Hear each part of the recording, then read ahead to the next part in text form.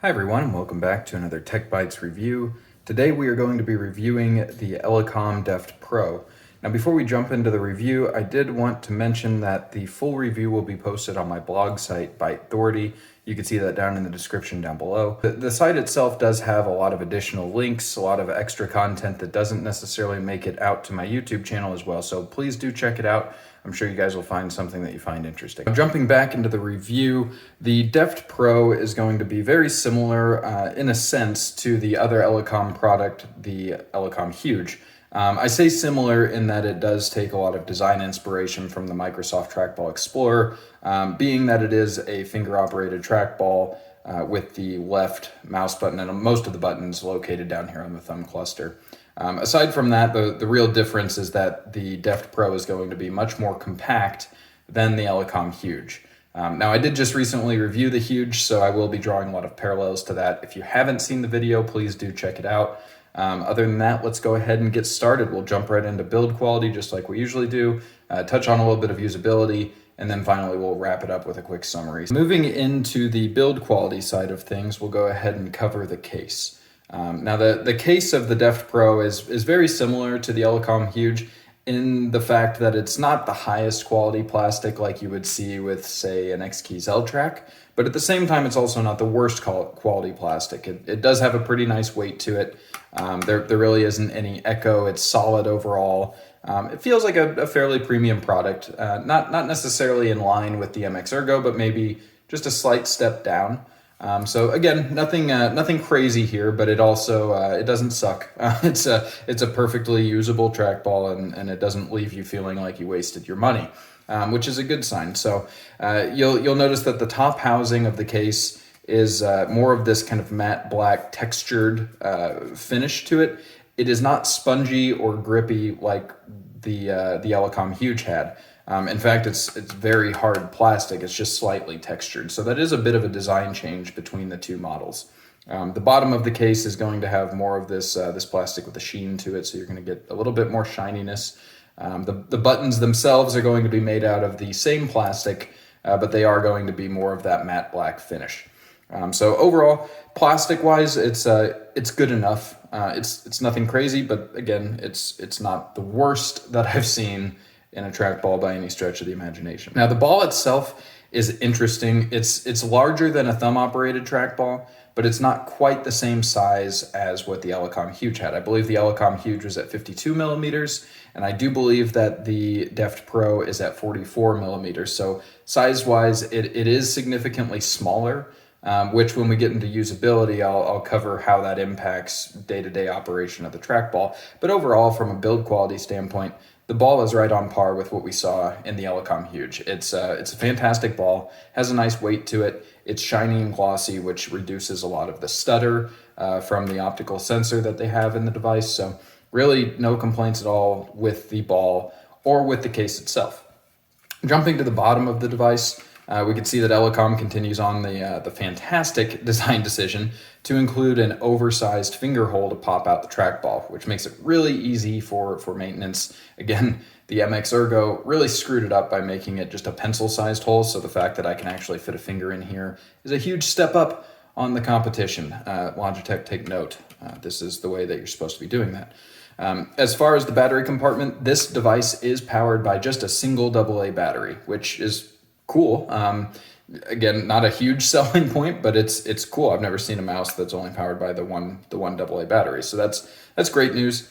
You can see it does have similar features to the Huge, where it has the DPI selector down on the bottom. It has the Bluetooth pairing button over here on the right side, and then you do have a low and a high frequency setting, which is just going to adjust that polling rate. As well as the wireless dongle storage, which is great. You can travel with this thing. It's perfect all around for kind of that compact travel mouse. Now moving on to the buttons themselves. Again, we've covered the plastic, but the switches themselves, I do believe are all Omron switches, and if I pronounce this wrong, please correct me. There is one Kale switch, and I believe that sits right here under the function 1 button. I know that because I did a bearing swap on this, which we'll touch on just a second. The scroll wheel itself is much better than the Huge in that it's not real wobbly and there are defined clicks for each setting, so you don't find yourself over scrolling. There is a slight wobble to it, but it's not the worst I've seen. Again, much better scroll wheel than what was in the Elecom Huge. This little piece down here is the Bluetooth and wireless dongle slider. It is by far the cheapest piece on this mouse. It's absolute crap, and you really have to click it, and it's crooked, and this sucks. This is a really crappy slider, but it's relatively insignificant, so it's hard to knock the mouse on that. This does come with 8 buttons, so you can see you have your left mouse, forward, backward, right mouse button here. You have function 1, function 2, and then function 3 down here. So a little bit of an interesting placement, especially the one being here just a little bit back from the left mouse button click. In testing, it works out just fine. I don't find myself wishing that the buttons were placed anywhere differently from a thumb cluster standpoint. One thing to mention before we wrap up with build quality here, if we take a look inside at the bearings, you can see that I have, yet again, replaced the stock Elecom bearings. Now, they use these Ruby synthetic bearings that are absolute crap. They are terrible bearings, and they need to be replaced, and Elecom needs to stop using them because it ruins their device out of the box. And I know a lot of people have returned it because they don't want to mess with doing the bearing swap. So I did do the bearing swap with the zirconium 2.5 millimeter bearings. You could really use any 2.5 millimeter bearing. I think people have used even steel and all kinds of different things. But after the bearing swap, everything ball-wise is much smoother. It feels a lot better. One thing to note, though, is that there is a really annoying bearing rattle if you do the swap. Something that doesn't exist prior to the swap, but whenever you do it, unfortunately, that rattle is there. And really, that about wraps up the build quality. Overall, it's a pretty solid device. It feels nice, has a great weight to it. The materials used are of good quality as far as I can tell. It's not the highest quality product that I've reviewed, but at the same time, it's definitely not the worst. So let's go ahead and jump into usability. Now, the usability of the Elecom Deft Pro is unfortunately where I have a few issues. Primarily, yet again, with Elecom and them manufacturing their devices in such a way that they don't fit medium to large hands. Let me go ahead and demonstrate what normal device operation looks like here. So if I place my hand on the palm rest, you could see that it fits very naturally into these finger tracks here. So there really is only one way to hold the device, unlike the Huge where you had the potential to just kind of claw it and deal with this unsupported region. This is a very prominent hump for your palm. And so if you do place your hand on it using those finger tracks, you could see that your fingertips are going to hang over the edge, which means that you're controlling the ball with the middle knuckle of your 2 fingers. Now, you could claw it and do something like this. I personally prefer to use finger-operated trackballs with 3 fingers. So using my fingertips on that, this is what that looks like on the Elecom Deft Pro. Not the most ergonomic approach if you want to use it in a true fingertip style operation. So again, if you want to hold it the way that they intend you to use, you can see everything about this is way too large, way too small.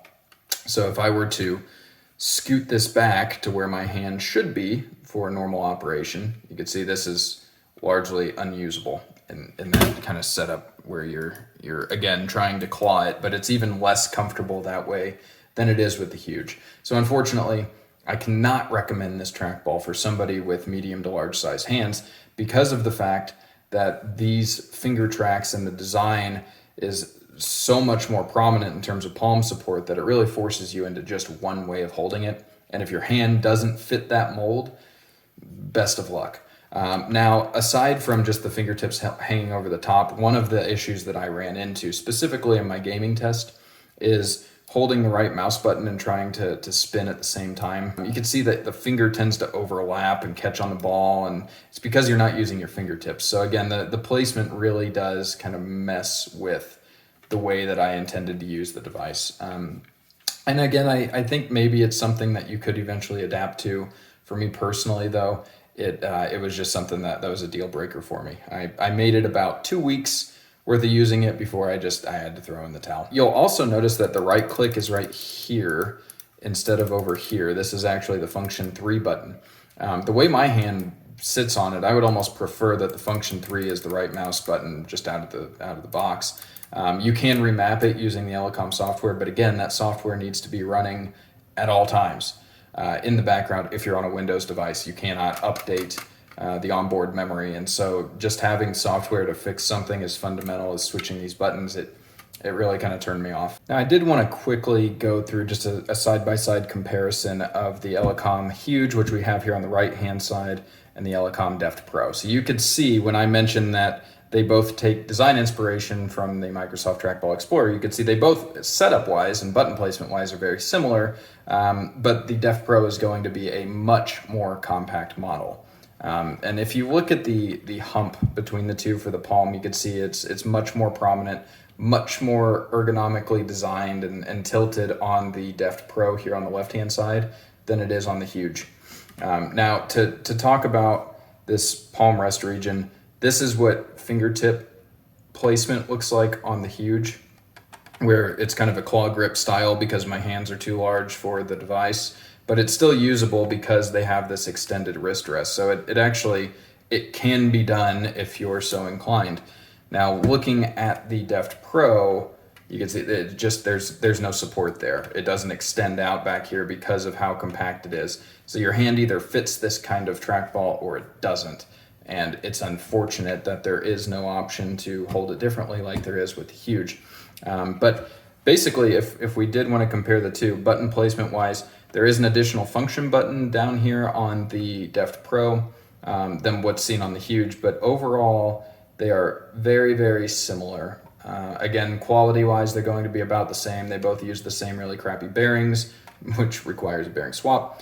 Buttons and switches and everything else, they're basically the same device. A lot of it just depends on which kind of style do you prefer and which one does your hand fit on. I would say if you have medium to large size hands and you are interested in one of these devices, definitely go with the Huge.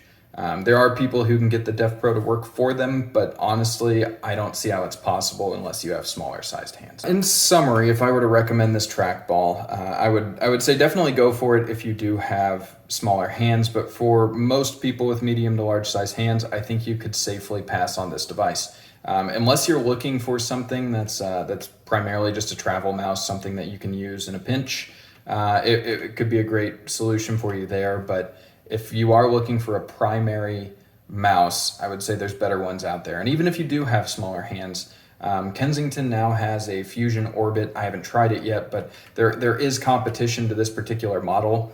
And given how bad these stock bearings are, I don't expect most people to do a swap. So I would say you may want to consider other options before jumping into this one. I think there was a time when the Deft Pro was really one of the only options you had for a compact MTE style trackball, but there are other options out there now, and it is just lacking in some of the basic necessities, and the hand shape is very static and locks you in. And that wraps up today's review, everyone. Thank you for watching. Again, feel free to check out the full-length article on my blog by Authority, linked in the description down below. Let me know what you liked in the comments. Let me know if there's any trackballs you would like me to review. I've already heard some feedback from a couple of you, and I do have videos planned around that. So I'm definitely listening, and I do appreciate all the feedback. So thanks again for watching.